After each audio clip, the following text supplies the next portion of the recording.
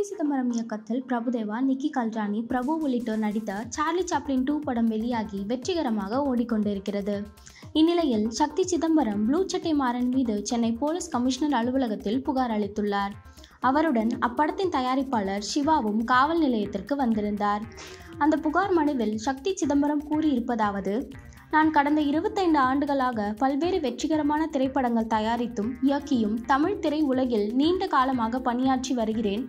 தற்போது பிரபல திரைப்பட நிறுவனமான அம்மா கிரியேஷன்ஸ் தயாரிப்பில் திரு டி. சிவா அவர்கள் தயாரிப்பில் திரு பிரபுதேவா நடிப்பில் சார்லி சாப்ளின் 2 திரைப்படத்தை இயக்கி 25ஆம் தேதி அன்று தமிழகம் உட்பட உலகமெங்கும் பல்வேறு திரையரங்குகளில் வெளியிட்டு வெற்றிகரமாக ஓடிக்கொண்டிருக்கிறது.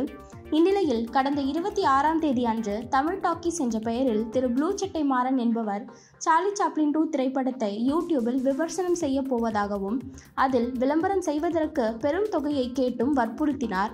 ப்ளூ சட்டை மாறன் சமீப காலமாக பல திரைப்படங்களை தவறாக விமர்சனம் செய்வதாக மிரட்டி பணம் வாங்கிய விபரம் திரை உலகினர் அறிந்ததே. ஆகவே நாங்கள் விளம்பரமோ பணமோ தர இயலாது என மறுத்ததால் மேற்படி சார்லி சாப்ளின் 2 படத்தை மிக மிக தரைக்குறைவான வகையிலும் ஒருமையிலும் பேசியும் விமர்சனம் செய்துள்ளார். இது குறித்து ப்ளூ சட்டை மாறனிடம் கேட்டதற்கு, இந்த நிகழ்ச்சி மூலமா நிறைய விளம்பரம் கேட்டு சம்பாதிக்கிறேன், எனக்கு லாபம் கிடைக்கணும்னா அதுக்கு நான் என்ன வேணாலும் பண்ணுவேன், உன்னால முடிஞ்சதை நீ பார்த்துக்கோ என காது கூசும் அளவிற்கு கெட்ட வார்த்தைகளை உபயோகித்ததுடன் என்கிட்ட மோதுனா எந்த லெவலுக்கும் போவேன், என்கிட்ட வச்சுக்கிட்ட உன்னை காலி பண்ணிடுவேன் என்று கொலை மிரட்டல் விடுத்துள்ளார் என புகார் அளித்துள்ளார். இந்த விவகாரம் கோலிவுட்டில் பரபரப்பை ஏற்படுத்தியுள்ளது.